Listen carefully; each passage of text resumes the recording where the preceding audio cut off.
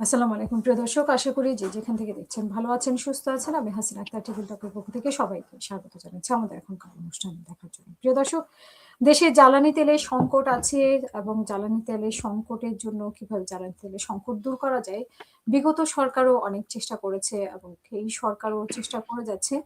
যদিও মধ্যপ্রাচ্যের যুদ্ধের কারণে কিছুটা সংকটের মধ্যে পড়েছে, কিন্তু সেই সংকটও কাটিয়ে ওঠার জন্য আমরা ইতিমধ্যে দেখেছি যে বিশ্ব ব্যাংকও একটা আ আ সাহায্য দেবে এমন একটা পরিকল্পনার কথা আমরা শুনেছি। এছাড়াও যেসব জ্বালানি তেলে মানে জ্বালানি সংকট দূরের জন্য যেসব প্রতিষ্ঠানগুলো বাংলাদেশে আছে, সেইসব প্রতিষ্ঠানগুলোর আসলে ভূমিকা কি এবং আদানির সাথে যে চুক্তি হয়েছে, সেই চুক্তির অবস্থা কি? সব মিলিয়ে আমরা আলোচনা করব। আলোচনার জন্য আমাদের সাথে উপস্থিত আছেন মেজর জেনারেল মনিরুল ইসলাম আকন, নিরাপত্তা বিশ্লেষক। আপনাকে স্বাগত জানাচ্ছি আমাদের আজকের অনুষ্ঠানে। জি, অনেক ধন্যবাদ। জি। আমি আসলে দেশে জ্বালানি তেলের সংকট এবং মধ্যপ্রাচ্যে যে যুদ্ধটা হচ্ছে, সেই যুদ্ধের কারণে আরো বেশি সংকট তৈরি হয়েছে। তো এই ক্ষেত্রে আপনার কাছে একটু আপনার বিশ্লেষণ শুনতে চাই যে আসলে আমরা কি অবস্থায় ছিলাম? আ বিশেষ করে অন্তর্বর্তীকালীন সরকারের সময়ে বা এখন যে সংকটটা তৈরি হয়েছে, সেই সংকটের মধ্যেও আমরা কি অবস্থায় আছি? সেটা নিয়ে আপনার কাছে একটু বিশ্লেষণ শুনবো। জি, অনেক ধন্যবাদ। আপনার দর্শকদের আমার সালাম। ১ম এ একটু আমি আমার পরিচয়টা দিয়ে নেই। আমি মেজর জেনারেল ডক্টর মনিরুল ইসলাম আকান্দ।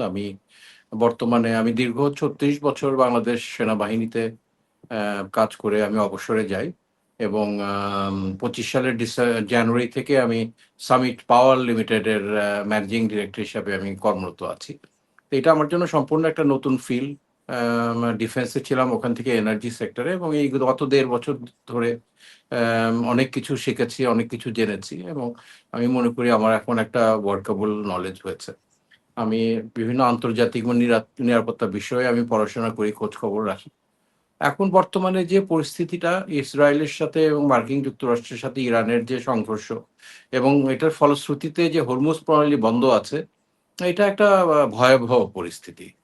আপনি জানেন যে প্রতি মাসে প্রায় ৩,০০০ জাহাজ এই হরমুজ প্রণালী ব্যবহার করে মধ্যপ্রাচ্যের এই দেশগুলোতে উৎপাদিত তেল তারা বিশ্বের বিভিন্ন স্থানে স্থানান্তরিত করে এবং পৃথিবীর চাহিদার ২০% তেল এই হরমুজ প্রণালী দিয়ে বের হয়। আম আ 20 মিলিয়ন ব্যারেল পার ডে। বিশ্বের দৈনিক চাহিদা হচ্ছে 100 মিলিয়ন ব্যারেল। এর মধ্যে ২০ মিলিয়নই বের হয় হরমুজ প্রণালী দিয়ে এবং এটা মূলত আমাদের এদিকেই আসে। ভারতের প্রায় ৮০% তেল আসে হরমুজ প্রণালী দিয়ে। বাংলাদেশের তো অলমোস্ট 100% ই আসে। আ চীনের অ্যারাউন্ড 40% আসে। জাপানের অলমোস্ট 100% আছে এবং এই দেশগুলো আশেপাশে যারা আছে। আপনারা জানেন যে জ্বালানি তেলের সাথে এবং গ্যাসও আসে বিপুল সংখ্যক ওখান থেকে। হুম। এবং এই জ্বালানি, গ্যাস এবং তেল এটা আমাদের জীবনের সাথে ওতপ্রোতভাবে জড়িত। Everything depends on that. এটার আমাদের মধ্যে তো বিদ্যুৎও আছে। বিদ্যুৎও কি এটার মধ্যে জি, জি, সংযোগ? এই তেল আমদানি করেই তো আমরা বিদ্যুৎ উৎপাদন করি। এটাই তো মৌলিক আ যে মেটেরিয়াল এটা থেকেই বিদ্যুৎ, গ্যাস এবং রিনিউয়েবল এনার্জি ছাড়া ওইটার ব্যাপারে আমি পরবর্তীতে বলব। হুম। আমাদের এই বিদ্যুৎটা এখান থেকে উৎপাদিত হয় এবং এটা পরিস্থিতি দিন, দিন আরো ভয়াবহ হচ্ছে। আমি শুধু এটাই বলতে চাই যে সামিট এর দূরদৃষ্টির কারণে এই যুদ্ধ শুরু হওয়ার জাস্ট সপ্তাহখানেক আগে আমরা ২ টা শিপ ৪০,০০০ মেট্রিক টন তেল আমদানি করি। এবং আমরা যে মূল্যে আমদানি করেছিলাম, বর্তমান মূল্যের সাথে যদি তুলনা করি, আমরা সরকারের $23 মিলিয়ন আমরা সাশ্রয় করি। কারণ বিদ্যুৎ উৎপাদনে যে তেলটা ব্যবহৃত হয়, সরকার এই তেলের মূল্যটা দেয়। এবং এই যুদ্ধ শুরু হওয়ার পরে আ ইন্ডিপেন্ডেন্ট পাওয়ার প্রোডিউসার যারা আছে বাংলাদেশের একমাত্র সামিটই ১ শিপ তেল এনেছে ২০,০০০ মেট্রিক টন। আমরা চেষ্টা করছি এখন আমরা যেটা $১০ মিলিয়ন এক শিপ ২০,০০০ মেট্রিক টন আমদানি করতাম, এখন এটা ১৫-১৬ মিলিয়ন ডলার লাগছে। হুম। আম ইন্ডিপেন্ডেন্ট পাওয়ার প্রোডিউসার আমি নানা মিডিয়াতে এখানে এমডি হিসাবে যোগদান করার আগেও এবং পরবর্তীতে মিডিয়াতে বিভিন্নভাবে বিভিন্ন জায়গায় আমি এই বিদ্যুৎ সেক্টর, আইপিপি ইন্ডিপেন্ডেন্ট পাওয়ার প্রোডিউসার সম্পর্কে অনেক নেতিবাচক আমি আলোচনা শুনেছি। অনেক ইউটিউবাররা বিভিন্ন প্রোগ্রাম করেছে। প্রথমত আমি বলতে চাই যে I have deep respect for all the YouTubers hmm. এবং বিদেশ থেকে যারা আপনারা এই প্রোগ্রামগুলো করেন, সত্যিকার অর্থে আপনারা অত্যন্ত সাহসী এবং গত ১৫ বছর এই দেশের ভিতরে যারা কোনো কথা বলতে সাহস পায় নাই, সেই দুঃসময়ে আপনারা এবং বাকি যারা আছেন বিভিন্ন ফ্রান্স থেকে, ইউএস, কানাডা থেকে যারা আম আমাদেরকে ইনফরমেশন দিয়েছেন, সরকারের অন্যায়, অবিচার সম্পর্কে সাহসিকতার সাথে শেয়ার করেছেন। I am also very big fan. আমি নিয়মিত শুনি এবং অনেক কিছু শিখেছি। উনারা অনেক প্রস্তুতি নিয়ে আম আ অনেক যুক্তিতর্ক দিয়ে এবং লজিক্যালি এই তথ্যটা জনগণ পেয়েছে। বাট আপনি যত বেশি পপুলার হবেন, আপনার দায়িত্বটা তত বেশি বাড়বে। আম কিন্তু ম্যালকম এক্স জি, এক্ষেত্রে আমি ম্যালকম প্রশ্ন করতে জি, চাই আপনাকে। জি, আ জি, মানে আপনি যেহেতু তুলেছেন যে অনলাইনে যারা অ্যাক্টিভিস্ট তাদের জি, ব্যাপারে। জি। তো এটাও শোনা যায় যে আসলে বিদ্যুৎ না মানে জ্বালানি কোনো সংকট দূর না করে বা কোনো কাজ না করেই সামিট গ্রুপ টাকা নিচ্ছে। এরকম কি কোনো কিছু আছে? এটা কি প্রোপাগান্ডা নাকি এটার কোনো সত্যতা আছে? আমি বাস্তবসম্মত আপনাকে কথা বলি। আমি ফ্যাক্ট দিয়ে কথা বলব। আমি হুম, প্রথমত একটা কথা বলতে চাই, ৩৬ বছর আমি সেনাবাহিনীতে ছিলাম। আমার কর্মজীবনে কোনোদিন আমি কোনো অন্যায় করিনি। কোনোদিন কোনো ঊর্ধ্বতন কর্মকর্তা আমাকে কোনো অন্যায় করতে আদেশ দেয়নি। আমি আমার অধীনস্থ কাউকে কখনো কোনোদিন কোনো অন্যায় করতে আদেশ দেইনি। তো আমরা কি করেছি বিগত বছরগুলোতে এবং আমরা কতটুকু বিদ্যুৎ উৎপাদন করেছি এটা আমি দেশবাসীকে আমি জানাতে চাই। বাট এর আগে একটা কথা বলে রাখি, ম্যালকম এক্স মানে মিডিয়া হচ্ছে সূর্যরশ্মির মতন। এটা পৃথিবীর এমন কোনো জায়গা নাই যেখানে পৌঁছে না। So it is a very powerful tool. Malcolm x একজন সিভিল অ্যাক্টিভিস্ট ইউএস এর। উনি আততায়ীর গুলিতে নিহত হয়েছিলেন। উনি বলেছিলেন যে, "media is so powerful, it can make a innocent man into a guilty person and convert A guilty person into N innocent person." আমি ছোট একটা গল্প আমি সবসময় সব জায়গায় বলি। একবার এটা একটা গল্প, এটা হুম, সত্যি ঘটনা না। মার্কিন যুক্তরাষ্ট্র এবং রাশিয়ার মধ্যে একটা প্রতিযোগিতা হয়েছিল। এবং এটাতে মার্কিন যুক্তরাষ্ট্র বিজয়ী হয়েছিল এবং রাশিয়া এটাতে পরাজিত হয় ২ দেশের মধ্যে। এবং মার্কিন যুক্তরাষ্ট্রের মিডিয়াতে এটা আসে যে পৃথিবীর সকল দেশকে হারিয়ে মার্কিন যুক্তরাষ্ট্র চ্যাম্পিয়ন হয়েছে এবং রাশিয়ার অবস্থান ছিল লাস্ট। ইট ইস রাইট। এবং রাশিয়ান মিডিয়াতে আসে যে রাশিয়া ডিড ভেরি ওয়েল। পৃথিবীর অলমোস্ট সকল দেশকে হারিয়ে তারা এই প্রতিযোগিতায় রানার্স আপ হয়েছিল এবং মার্কিন যুক্তরাষ্ট্রের অবস্থান ছিল লাস্ট পজিশনের আগের পজিশন। সো হুম, ২ টা তথ্যই কিন্তু it's true. But it hmm, has been expressed in a way that এটা মানুষের মনটাকে কন্ট্রোল করার একটা উদ্দেশ্য নিয়ে এটা হয়েছে। সো হুম, আমি জাস্ট কয়েকটা তথ্য আপনাকে আমি না জানালে না। ১ম এ আমি বলি যে বাংলাদেশের বিদ্যুৎ উন্নয়ন বোর্ডের একটা মেরিট লিস্ট আছে। হুম, মেরিট লিস্টটা হচ্ছে আমাদের যে যতগুলা পাওয়ার প্ল্যান্ট আছে, কোন পাওয়ার প্ল্যান্টে সরকারের সবচেয়ে কম খরচে বিদ্যুৎ উৎপাদন করতে পারে। এবং আপনি জানেন যে ২৭-২৮ হাজার মেগাওয়াট বিদ্যুৎ উৎপাদনের ক্ষমতা আছে। বাট চাহিদাটা সবসময় সেম থাকে না। সামারে এটা ১৭, ১৮, ১৯ হাজার মেগাওয়াট যায় এবং শীতের সময় ৯ হাজার, ১০ হাজার থাকে। তো যখন যত পরিমাণ ডিমান্ড থাকে ওই ডিমান্ড অনুযায়ী সরকার সবচেয়ে সাশ্রয়ী প্ল্যান্টগুলো থেকে তারা বিদ্যুৎ কিনতে থাকে এবং যত বাড়তে থাকে তখন একটু দামি প্ল্যান্টগুলোতে যায়। এবং হুম, এইটা প্ল্যান্টগুলা ২ ধরনের প্ল্যান্ট আছে। একটা হচ্ছে বেস লোড পাওয়ার প্ল্যান্ট, যেটা একদম একদম সবসময় এটা উৎপাদিত হবে। আরেকটা হচ্ছে পিক লোড পাওয়ার প্ল্যান্ট, যেটা যখন চাহিদাটা বাড়ে তখন ওইসব প্ল্যান্টগুলোকে এনগেজ করা হয়। তো hmm, base load power plant total ৫২ টা আছে বাংলাদেশে এবং এই ৫২ টা বেস লোড পাওয়ার প্ল্যান্টের মধ্যে সবচেয়ে সাশ্রয়ী যে ২ টা পাওয়ার প্ল্যান্ট ফার্স্ট পজিশনে, এর মধ্যে একটা হচ্ছে সামিট পাওয়ারের। আমরা মাত্র ৳৩.১৭ টাকাতে আমরা ১ কিলোওয়াট ফর আওয়ার বিদ্যুৎ উৎপাদন করতে পারি। এবং বাকি ৩ টা প্ল্যান্ট আমাদের এই বেস লোডে একটার অবস্থা হচ্ছে ১০ম, আরেকটার অবস্থান হচ্ছে ২৮তম, 28। So hmm, out of 52 base load power plants, ১ম পজিশন আমাদের, 10th পজিশন আমাদের, 28th পজিশন আমাদের। আমি একটু হুম, তুলনা করি যে ফার্স্ট পজিশনে যে আমাদের প্ল্যান্টটা আপনার মেঘনা ঘাট, এটাতে উৎপাদন খরচ হচ্ছে ৳৩.১৭। এটা হচ্ছে ক্যাপাসিটি পেমেন্ট সহ। হুম, এবং ৫২তম পজিশনে যে প্ল্যান্টটা আছে তার উৎপাদনের খরচ হচ্ছে ৳২১.৬৬ হুম, পার কিলোওয়াট আওয়ার। হুম, এবং আমাদের অবস্থা হচ্ছে ফার্স্ট, 10th অ্যান্ড 28th। এবং হুম, পিক লোড যে পাওয়ার প্ল্যান্ট গুলো আছে, peak hmm, load power plant total ৫২ টা আছে। এই যে এখানে the list of the base load আমি টেক্সট মার্কার আচ্ছা, দিয়েছি। ফার্স্ট, 10th এবং 28th পজিশন হচ্ছে আমাদের সামিট পাওয়ারের। এবং পিক লোড যে 92টা পাওয়ার প্ল্যান্ট আছে, তার মধ্যে আমাদের পাওয়ার প্ল্যান্টের অবস্থান হচ্ছে 26, 32, 34 এবং 52। এবং আমাদের লাস্ট যে সবচেয়ে বেশি খরচ হয় যে পাওয়ার প্ল্যান্টটাতে, তারপরেও আরো 40টা পাওয়ার প্ল্যান্ট আছে যার উৎপাদন খরচ আরো বেশি। আমাদের প্ল্যান্টগুলোতে যে পিক লোড প্ল্যান্টগুলোতে অ্যাভারেজে 14-15 টাকা মতন খরচ হয়, এবং লাস্টের দিকে দিকে দিকে যেগুলো আছে সেগুলো 52 টাকা পর্যন্ত এটার দাম বিভিন্ন। কারণ প্রত্যেকটা বিদ্যুৎ কেন্দ্রের জন্য পাওয়ার পারচেজ এগ্রিমেন্ট ইজ ডিফারেন্ট এবং রেটটা ইজ ডিফারেন্ট। এবং ক্যাপাসিটি পেমেন্ট নিয়ে নানা ধোঁয়াশা মানুষের মধ্যে। What is capacity payment? Capacity পেমেন্টের মাধ্যমে কোটি কোটি টাকা নিয়ে যাচ্ছে। ক্যাপাসিটি পেমেন্ট ছাড়া পৃথিবীর কোনো নজির নাই কোনো দেশে কোনো পাবলিক এন্টারপ্রেনার এই millions and billions of dollar invest করে বিদ্যুৎ কেন্দ্র করবে। এখন ক্যাপাসিটি পেমেন্টের একটা দিক যেটা সবাই সবসময় বলে যে আপনি বিদ্যুৎ না নিলেও ক্যাপাসিটি পেমেন্ট দিতে হয়। যেরকম আমি একটা বাড়ি ভাড়া নিলাম 10 দিনের জন্য, 1 মাসের জন্য। আমি যদি 15 দিন ছুটিতে আমার দেশের বাড়িতে যাই, ওই 15 দিনের ভাড়া তো আমাকে দিতে হবে। তথাপি কিন্তু সামিটের প্ল্যানগুলো কিন্তু অনবরত চলছে।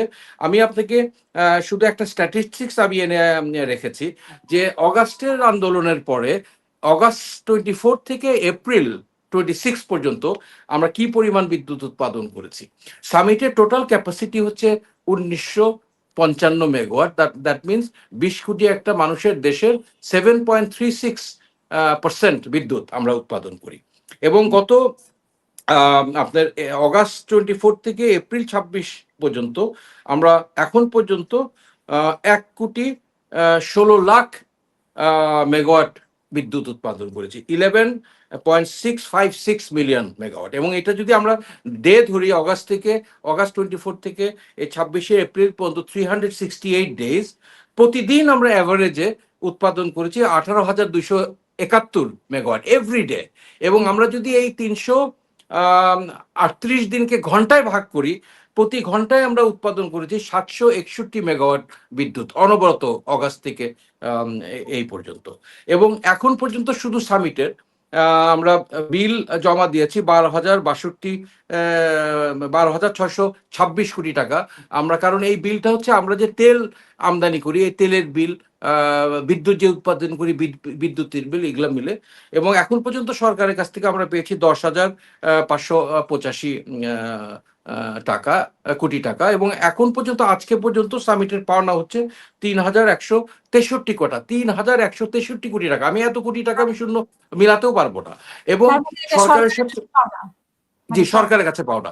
এবং সরকারের সাথে যে এগ্রিমেন্ট পিপিএ অনুযায়ী সরকার যদি 30 দিনের মধ্যে তেলের মূল্য পরিশোধ করতে না পারে, সেই ক্ষেত্রে ইন্ডিপেন্ডেন্ট পাওয়ার প্রডিউসাররা তারা বিদ্যুৎ উৎপাদন বন্ধ করে দিতে পারে। বিকজ আমরা তো এলসি খুলে ব্যাংকের লোন নিয়ে আমরা তেলটা আমদানি করি, এবং 30 দিনের মধ্যে আমরা তেলের মূল্যটা পেলে আমরা পরিশোধ করে আবার এলসি খুলতে পারি।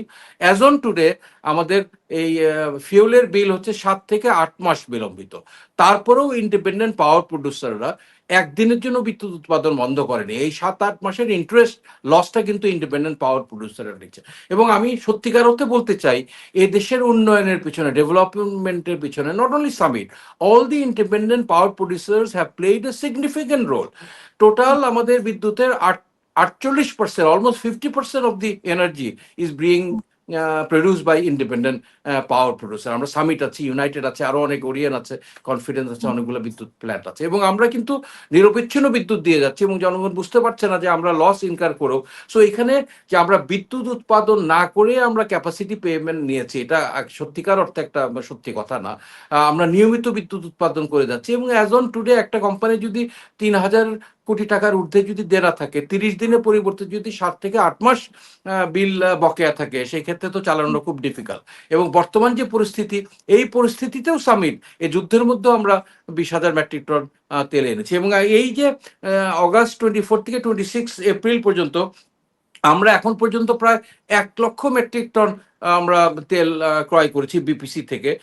এবং 3,17,000 মেট্রিক টন আমরা তেল বাইরে থেকে আমদানি করেছি। আমাদের মতন অন্যান্য ইন্ডিপেন্ডেন্ট পাওয়ার প্রডিউসাররাও আমদানি করেছে। সো এখানে সার্বিকভাবে এই সিস্টেমটা না জেনে শুধু ক্যাপাসিটি পেমেন্টের কথা বললে, এবং আপনি দেখেন ক্যাপাসিটি পেমেন্ট বলা হয় আমাদের, যদি আপনি তুলনা করেন আদানির সাথে যে চুক্তি হয়েছে 25 বছরের চুক্তি, 25 ইয়ার্স, এবং এই চুক্তিতে ক্যাপাসিটি পেমেন্ট হচ্ছে 21.45 মার্কিন হুম, ডলার পার কিলোওয়াট মান্থ, 21.45, এবং ওর তুলনায় সামিটের ক্যাপাসিটি পেমেন্ট $10 আশেপাশে, মানে অলমোস্ট বাবা! হাফেরও অনেক কম। এবং আমাদের যে ক্যাপাসিটি পেমেন্ট সামিটের, এটা অন্যান্য independent power producer almost same, very less compare to international standard and compare to the energy that we buy from outside.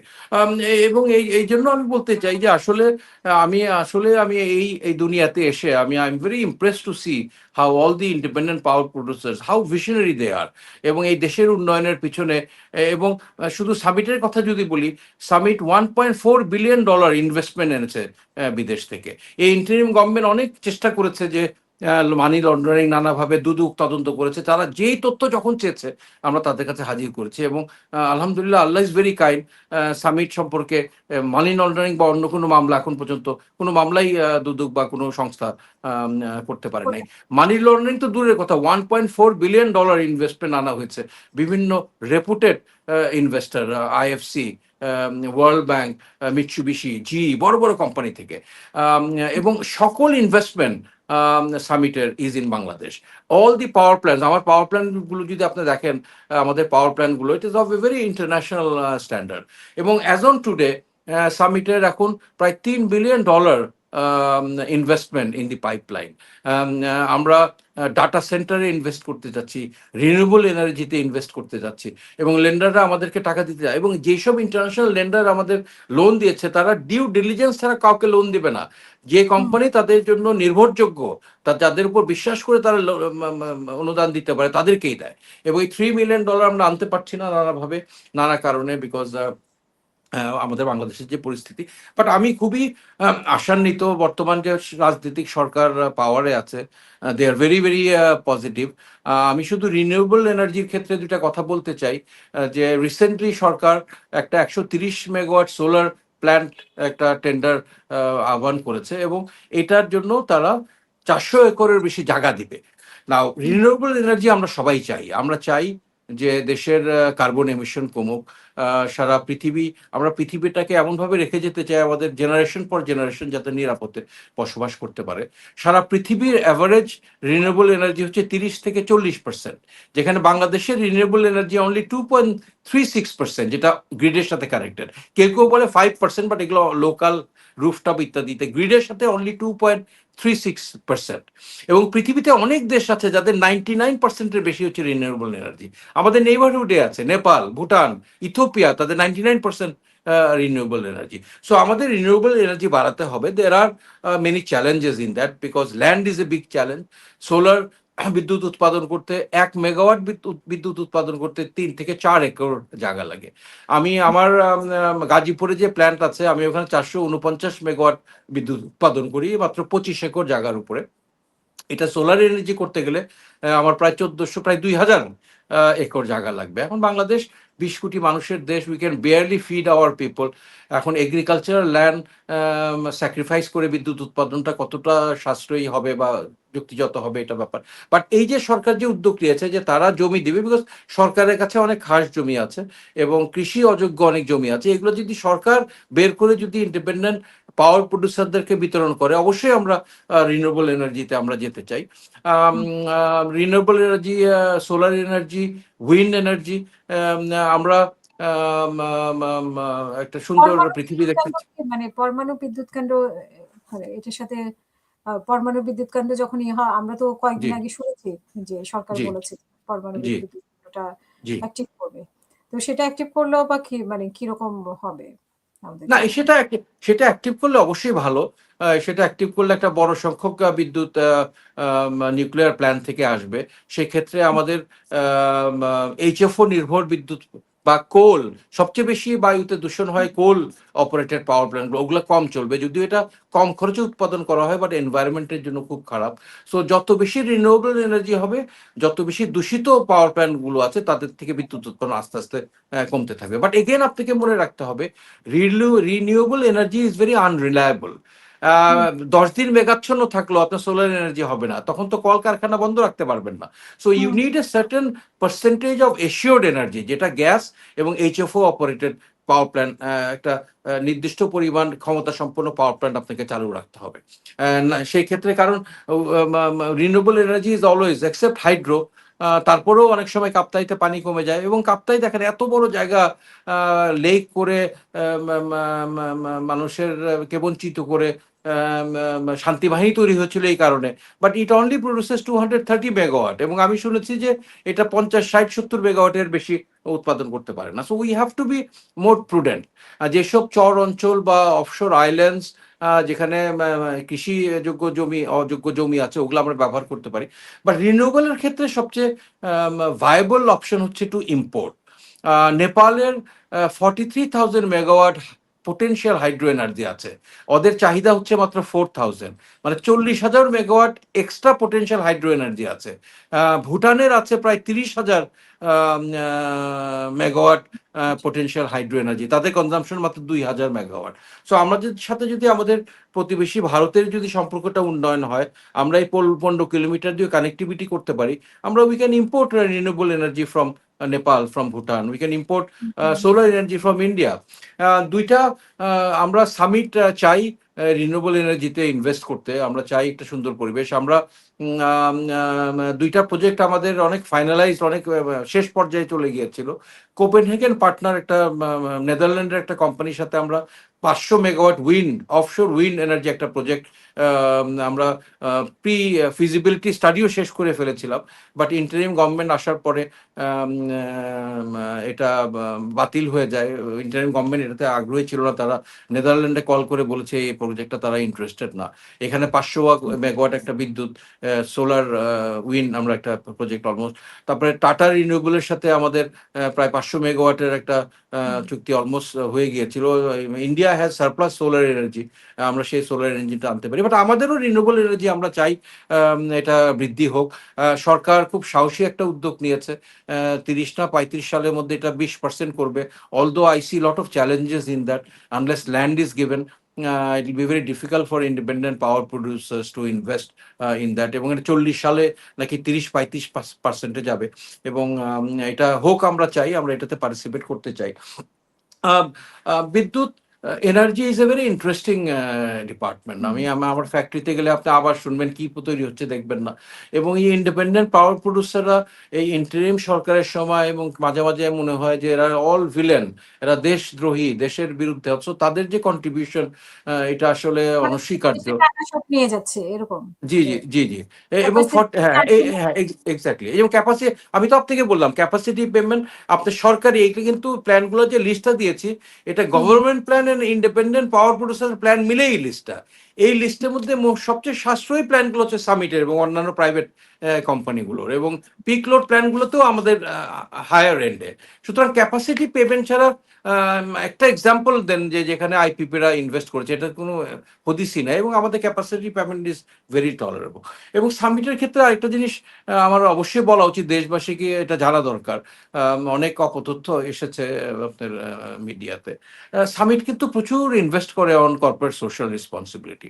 আমরা হুম, গাইবান্ধায় একটা চরে আমরা প্রায় 100 পরিবারের জন্য আমরা সোলার একটা পাওয়ার প্ল্যান্ট করেছি। অল্প 57 কিলোওয়াট বিদ্যুৎ, তারা ওই ওই গ্রামের মানুষ এখন বিদ্যুৎ পেয়েছে, তার বাচ্চারা লেখাপড়া করতে পারে, ফ্রিজ চালাতে পারে। আমরা যেখানেই পাওয়ার প্ল্যান্ট করেছি প্রত্যেকটা পাওয়ার প্ল্যান্টের পাশে আমরা একটা স্কুল করেছি, শত শত হাজার হাজার স্টুডেন্ট ওখানে লেখাপড়া করে। আমরা মসজিদ করেছি। সামিট 3,000 গরিব ছাত্র ছাত্রীদের লেখাপড়া ভরণ পোষণ করে ফর লাস্ট 10 ইয়ার্স। আমরা বিভিন্ন জায়গায় হাসপাতাল করেছি, স্কুল করেছি, নানা রকমের। আমাদের একটা আপন নিবাস, একটা ওল্ড হোম আছে, যেখানে ঢাকা শহরে যেসব নাম পরিচয়হীন, অনেকে মানসিক ভারসাম্যহীন বৃদ্ধ মারা রাস্তায় রাস্তায় ঘুরে হুম, বেড়ায়, আমরা তাদেরকে তুলে এনে আমরা এই আপন নিবাসে রাখি। এবং এর মধ্যে প্রায় 200 জন মা অলরেডি ফ্যামিলির সাথে যোগাযোগ করে তারা দেশে নিজের পরিবারের কাছে ফেরত যেতে পেরেছে। সো এরকম আমরা কিন্তু নীরবে সামিট অনেক ইনভেস্ট করে, কোটি কোটি টাকা বছরে ইনভেস্ট করে, বাট এটা আসলে আমরা ওইভাবে প্রচার করি না, হুম, দেখেই মানুষ জানে না। But energy is such N important sector for a nation. এবং আমাদের খাদ্য উৎপাদন বলেন, আমাদের ইন্ডাস্ট্রি বলেন, আমাদের দৈনিক জীবনযাপন বলেন, আমাদের ফার্টিলাইজার উৎপাদন বলেন, সকল ক্ষেত্রেই কিন্তু এনার্জি প্রয়োজন। আমি এনার্জিটাই ইন্ডিপেন্ডেন্ট পাওয়ার প্রডিউসাররা প্রডিউস করছে। হুম, আরেকটা ক্ষতি যেটা ইন্টারিম গভর্নমেন্ট করে গেছে, এটা আপনাকে বলতে হবে, বাংলাদেশের ২ টা এফএসআরইউ আছে। এফএসআরইউ, হুম, ফ্লোটিং স্টোরেজ রিগ্যাসিফিকেশন ইউনিট। এরা হুম, হচ্ছে একটা হচ্ছে এক্সেলারেট মার্কিন যুক্তরাষ্ট্রের একটা কোম্পানি, একটা সামিটের। আমাদের একটা জাহাজ আছে, যে জাহাজে আমরা প্রতি মাসে ১ বার ২ বার বা ৩ বার এলএনজি লিকুইড গ্যাস আমদানি করে নিয়ে আসি, এবং ওই লিকুইড গ্যাসটা রিগ্যাসিফাই করে, ওকে হিট করে ওইটা গ্যাসে পরিণত করে 60 টাইমস এটা ভলিউম বাড়িয়ে আমরা ন্যাশনাল গ্রিডে দিয়ে দিই। এবং আমাদের সামিটের এফআরসির ক্ষমতা হচ্ছে 500 million standard square cubic feet per day. আমাদের বাংলাদেশে যে এলএনজি আমদানি হয় তার 50% আমাদের এফআরসির মাধ্যমে আসে। এবং বিগত সরকার ইন্টারিম গভর্নমেন্টের আগে থার্ড এফএসআরইউটা আমরা টেন্ডার করে আমরা জয়ী হই, এবং এই প্রজেক্টটা আমাদেরকে দেয়া হয়, এবং আমরা এর জন্য ডাউন পেমেন্ট দিয়ে $25 মিলিয়ন ইনভেস্টও করেছিলাম। এবং চুক্তিতে লেখা ছিল যে ৩০ দিনের মধ্যে সরকার বা ৬০ দিনের মধ্যে সরকার চাইলে এই চুক্তিটা ক্যানসেল করতে পারে। বাট ইন্টারিম গভর্নমেন্ট এসে ৬ মাস পরে এই চুক্তিটা তারা ক্যানসেল করে। এবং তারা যে ২ টা কারণ দেখায়, একটা দেখায় যে আপনারা যে $১০ মিলিয়ন ডাউন পেমেন্ট দিয়েছেন এটা ২ দিন পরে দিয়েছেন। তো আমরা একটু হুম, অবাক হয়ে গেলাম, কিভাবে ২ দিন পরে? আমরা গিয়ে দেখি যে ডেটে ডাউন পেমেন্ট করার কথা ছিল, ইট ওয়াজ এ ফ্রাইডে, এবং আমরা এইজন্য ডাউন পেমেন্টটা করেছি Sunday, the next banking day. Second hmm, যে কারণটা তারা দেখায়, যে যেই কোম্পানির নামে এই প্রজেক্টটা অ্যাওয়ার্ড করা হয়েছে সেই কোম্পানি ডাউন পেমেন্ট না করে, গ্যারান্টি পেমেন্ট না করে, তার মাদার কোম্পানি মানে বাবা না পে করে দাদা এই মূল্যটা হুম, দিয়েছে। এবং এই ২ টা খুবই দুর্বল কারণে তারা এই এফআরসির কন্ট্রাক্টটা ক্যানসেল করে। আমরা হাইকোর্টে গিয়েছি, কোর্টে গিয়েছি। কোর্ট সরকারকে স্টে অর্ডার দিয়েছে যে তোমরা এটা রিজলভ না হওয়া পর্যন্ত তোমরা নতুন টেন্ডার করবে না। বাট এটা তো হলো কি? কনসিকুয়েন্সটা কি? যে আমরা সামিট $25 মিলিয়ন ইনভেস্ট করেছিলাম, এবং ২৬শে ডিসেম্বর, এই বছর ডিসেম্বর এইটা অ্যাক্টিভ হওয়ার কথা ছিল। আপনারা জানেন দেশব্যাপী এখন গ্যাসের স্বল্পতা। হুম, কারখানা চলছে না, আমরা বাসা বাড়িতে আমরা গ্যাস পাচ্ছি না। যে প্রজেক্টটা আরো ৫০০ standard cubic metre feet gas পাওয়ার কথা, ডিসেম্বরে যেটা চালু হওয়ার কথা, এখন নতুন একটা কোম্পানিকে এই প্রজেক্টটা দিলে তারা ২৯ সালের ডিসেম্বরের আগে এই প্রজেক্টটা চালু করতে তাহলে পারবে কি না। সরকার কি ইভেন নতুন কাউকে দেওয়ার জন্য এইটা করেছে কিনা সাবমিটেশন? নতুন কাউকে যদি দেয়ও, এই ২৯ সালের আগে এটা কমিশন হবে না। আমাদেরকে যদি আজকে বলে না তোমরা এই কাজটা চালায় যাও, আমরা ২৭ সালের ডিসেম্বরে আমরা পারব না। এই যে দেশ the country is being deprived of very essential gas for this hmm, 2-3 years, এটার জন্য কে আনসারেবল হবে? নতুন যাকেই দেখ না কেন, দেশ তো গ্যাস পাচ্ছে না, এবং আমরা যে মূল্যে আমরা গ্যাসটা দিয়েছিলাম এটা সরকারি মূল্য থেকেও কম। আমরা এটাতে নেগোশিয়েট করতে আমরা রাজি ছিলাম, বাট দেশ এই গ্যাস থেকে দুঃখজনকভাবে এটা বঞ্চিত হলো, এবং আরো ৩-৪ বছরের মধ্যে এটা চালু হবে কিনা I have all the doubt. এবং এটার কারণ হচ্ছে আমাদের দেশে কোনো এক্সপ্লোরেশন হয় নাই। This is one of my recommendation. আমাদের গ্যাস, আমরা শুনেছি ছোটবেলায় আমরা গ্যাসের উপরে ভাষা, আজীবন গ্যাস পেয়ে যাব। এখন নাকি গ্যাস এই গত ৫ বছরের তুলনায় এখন প্রায় আম ১ কোটি ঘনফুট উৎপাদন আমাদের ডেইলি কমে গেছে। তো এই সরকার একটা উদ্যোগ নিয়েছে শুনেছি যে এক্সপ্লোরেশন বাড়াতে। আমাদের নতুন গ্যাস ফিল্ড আবিষ্কার করতে হবে, নতুন গ্যাস উৎপাদন করতে হবে। আম আম সেই ক্ষেত্রে আমাদের আমদানির উপর নির্ভরতা কমবে, এবং এটা আমাদের ইকোনমিটা আরো আরো চালু হবে। সো এনার্জি সেক্টর, অনেক কিছু বলার আছে। It's such an important sector. But আমরা খুবই আশাবাদী। এই বর্তমান সরকার seems to be very positive. যদিও আমাদের টোটাল আইপিবি, ইন্ডিপেন্ডেন্ট পাওয়ার প্রোডিউসাররা ৫৬,০০০ কোটি টাকা পায় সরকারের কাছে, এবং এই দেনাটা এই ইন্টারিম গভর্নমেন্ট দিয়ে গেছে। তারা প্রাথমিকভাবে এসে একটু বিল-টিল দিচ্ছিল। তারপরে তারা বিল দিয়ে তারা খালি ওই রিজার্ভ বাড়ানোর ধান্দায় ছিল, $৩২-৩৩ বিলিয়ন। অথচ যে বিদ্যুৎ উৎপাদন করার জন্য যে তেল আমদানি করতে হয়, যে টাকা খরচ করে, সেই বিলটা তারা তারা দেয় নাই। জি, জি। ৫৬,০০০ কোটি টাকা, এর মধ্যে আমি বললাম ৩,০০০ কোটি টাকার বেশি সামিট পায়, অন্যান্য ইন্ডিপেন্ডেন্ট পাওয়ার প্রোডিউসারও এই টাকাটা পায়। তো সরকার, আমি শুনেছি এটা নিয়ে তারা কাজ করছে। তারা নতুন গ্যাস ফিল্ড এক্সপ্লোরেশন তারা বাড়াবে, এই টাকাটা পরিশোধের ব্যাপারে তারা পরিকল্পনা করছে। আমরা সরকারকে একটা প্রপোজাল দিয়েছিলাম যে আগেও এটার একটা এক্সাম্পল আছে, বন্ড ইস্যু করে আমাদের ব্যাংকের এলসি লাইনটা যাতে ক্লিয়ার করে দেয়। বিকজ আমরা তো টাকা নিয়ে আমরা তেল কিনেছি, যেটা ৩০ দিনে বিল পাওয়ার কথা, ৭-৮ মাস এখনো বিল পাই নাই। তারা তো নতুন করে এলসি খুলতে দেবে না ব্যাংকগুলো। সরকার এই বন্ড ইস্যু করলে তাহলে আমাদের ক্রেডিট লাইনটা ক্লিয়ার হবে, আমরা আবার তেল আমদানি করতে পারবো। সো আমরা এই সকল proposal independent power producer BIPPA এর পক্ষ থেকে আমরা সরকারকে দিয়েছি। আমিও গিয়ে দেখা করেছি আমাদের প্রেসিডেন্টের সাথে, এবং তারা এটা সিরিয়াসলি কনসিডার করছে। তো আমি আশা করি, এবং যেই দিনই যুদ্ধ লাগলো আমি শুনলাম, আমি বিবৃতি গিয়েছিলাম, গিয়ে দেখি তারা দৌড়াদৌড়ি করছে কেন? বিকজ মাননীয় প্রধানমন্ত্রী জানতে চেয়েছে যে আমাদের তেলের পজিশনটা কি।